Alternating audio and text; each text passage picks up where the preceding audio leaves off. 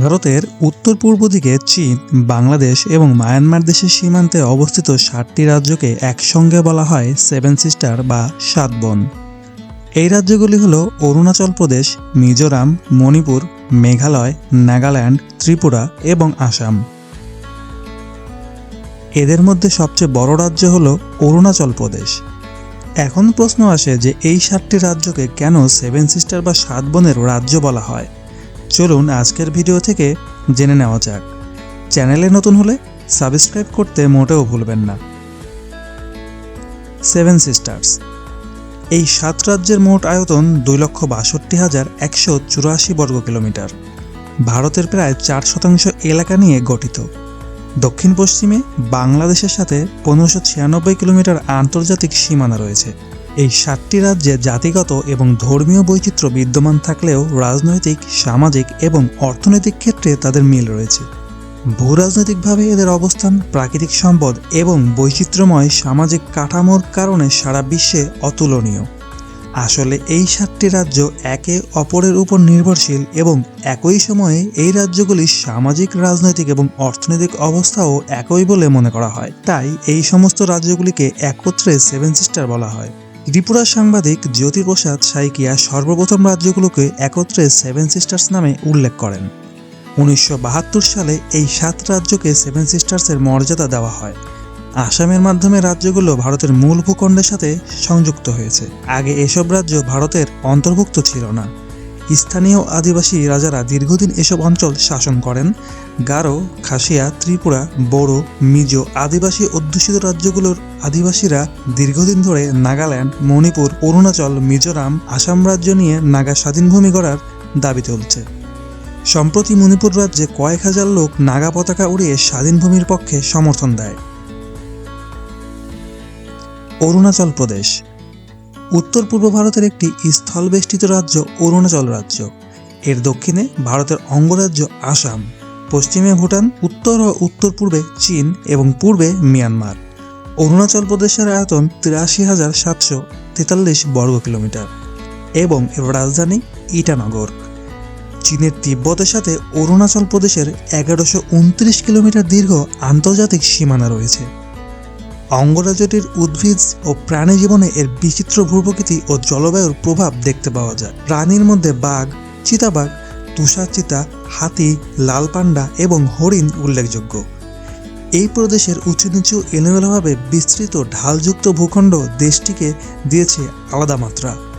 তাছাড়াও এর রয়েছে বিশাল হিমালয়ের উচ্চ শৃঙ্গ। আসাম।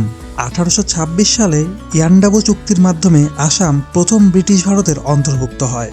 তবে স্বাধীনতার পর আসাম রাজ্য পুনর্গঠন হয়। ভূমি অসমতল হওয়ায় রাজ্যটি অসম। পরবর্তীতে এর নামকরণ করা হয় আসাম। একে ঘিরে রয়েছে ত্রিপুরা, নাগাল্যান্ড, মেঘালয়, মিজোরাম, মণিপুর ও অরুণাচল প্রদেশ। এর আয়তন ৭৮,৪৩৮ বর্গ কিলোমিটার।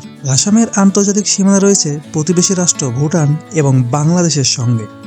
দেশের উত্তর পূর্ব দিকের প্রবেশদ্বার আসাম ঘন সবুজ বন, উর্বর সমভূমি, বিশালাকায় ব্রহ্মপুত্র নদ, সুন্দর পাহাড়, নীলাভ পর্বত, বিস্ময়কর চাষাসের উপত্যকা এবং প্রসিদ্ধ উদ্ভিদ ও প্রাণীকুল দ্বারা সমৃদ্ধ।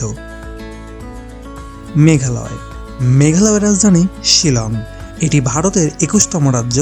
এর আয়তন ২২,৪২৯ বর্গ কিলোমিটার। গারো পাহাড়, খাসি পাহাড়, জয়ন্তিয়া পাহাড়ের সমন্বয়ে গড়ে ওঠে এই রাজ্যটি। ১৯৭০ সালে আসামের দুটি জেলা থেকে বিচ্ছিন্ন হয়ে মেঘালয়ের জন্ম হয়েছিল। ১৯০৫ সালের ১৬ অক্টোবর বাংলা ভাগ হওয়াকালীন মেঘালয় পূর্ব বাংলা ও আসামের এক নতুন প্রাদেশিক অংশ হিসাবে স্বীকৃতি লাভ করে। ছবির মতো সুন্দর একটি রাজ্য মেঘালয়। সংস্কৃতি ও ঐতিহ্যে সমৃদ্ধ। প্রাকৃতিক সৌন্দর্যের কারণে এই মেঘালয়কে বলা হয় প্রাচ্যের স্কটল্যান্ড। মিজোরাম।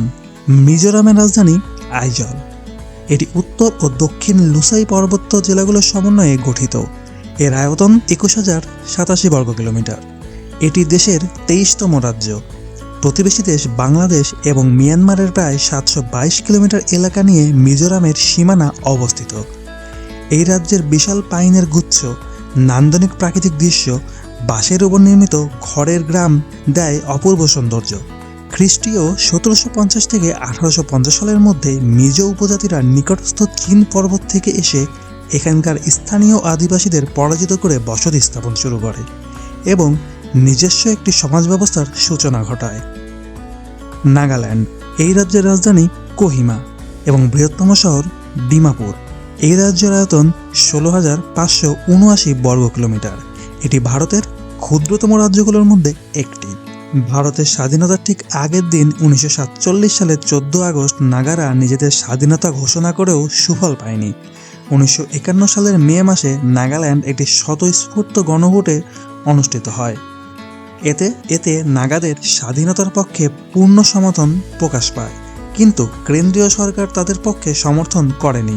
অবশ্য 1963 সালে আসাম থেকে আলাদা করে ভারতের 16তম রাজ্য হিসেবে গঠন করা হয় নাগাল্যান্ড। ত্রিপুরা ভারতের তৃতীয় ক্ষুদ্রতম রাজ্য হল ত্রিপুরা, যার আয়তন 10,491 কিলোমিটার। এই রাজ্যের রাজধানী হল আগরতলা। রাজ্যটি প্রায় 36 লাখ জনসংখ্যা সহ সপ্তম সর্বনিম্ন জনবহুল রাজ্যের অবস্থানে রয়েছে। এটি পূর্ব আসাম এবং মিজোরাম রাজ্য এবং উত্তর, দক্ষিণ ও পশ্চিমে বাংলাদেশ দ্বারা বেষ্টিত। ত্রিপুরায় সংখ্যাগরিষ্ঠ বাঙালির সংখ্যা 19টি ভিন্ন উপজাতির সম্প্রদায় রয়েছে। 2011 সালের আদমশুমারি অনুযায়ী ত্রিপুরা হল ভারতের অন্যতম শিক্ষিত রাজ্য, যেখানে সাক্ষরতার হার প্রায় 87.75%। ত্রিপুরা 1949 সাল থেকে স্বাধীন ভারতের একটি অংশ হয়। 1956 সালে রাজ্যটি কেন্দ্রশাসিত একটি অঞ্চলে রূপ নেয়। মণিপুরের রাজধানী হল ইম্ফল। এর আয়তন প্রায় 22,327 বর্গ কিলোমিটার। 1997 সালে রাজধানীটি পূর্ব ইম্ফল ও পশ্চিম ইম্ফল নামে দুই ভাগে বিভক্ত হয়। ভারতের স্বাধীনতার পর মণিপুর সংবিধান আইন প্রতিষ্ঠিত হয়। এরপর 1972 সালের 21 জানুয়ারি মণিপুর পূর্ণ রাজ্যের মর্যাদা অর্জন করে। 1947 সালে মণিপুর স্বাধীন রাজ্য হিসেবে আত্মপ্রকাশের ইচ্ছা প্রকাশ করে। পার্শ্ববর্তী বার্মার আগ্রাসী মনোভাবে 1949 সালে রাজা বোধচন্দ্র সিং ভারত অন্তর্ভুক্তির সম্মতিপত্রে স্বাক্ষর করেন।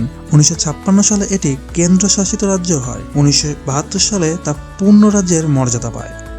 মণিপুরে 3 গোষ্ঠী সম্প্রদায়ের বসবাস: বিষ্ণুপ্রিয়া, মৈতৈ ও পাঙ্গান।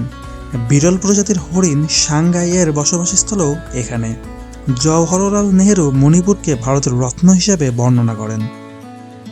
ভারতের বাকি ভূখণ্ড থেকে 7 সিস্টারের রাজ্যগুলিতে পৌঁছানোর একমাত্র উপায় হল পশ্চিমবঙ্গের শিলিগুড়ি করিডোর, যার আকৃতি মুরগির ঘাড়ের মতো বলে একে চিকেন স্নেক নামে অভিহিত করা হয়।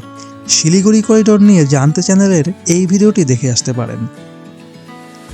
1947 সালে ভারতবর্ষ যখন দ্বিজাতি তত্ত্বের ভিত্তিতে ভাগ হয়, তখন ভারতের বঙ্গপ্রদেশের পূর্ববঙ্গ ভারতেরই আসামের সিলেটকে নিয়ে পাকিস্তানে যোগ দেওয়ার কারণ ছিল পূর্ব ভারতের এই দুটি অঞ্চল ছিল মুসলিম অধ্যুষিত অঞ্চল।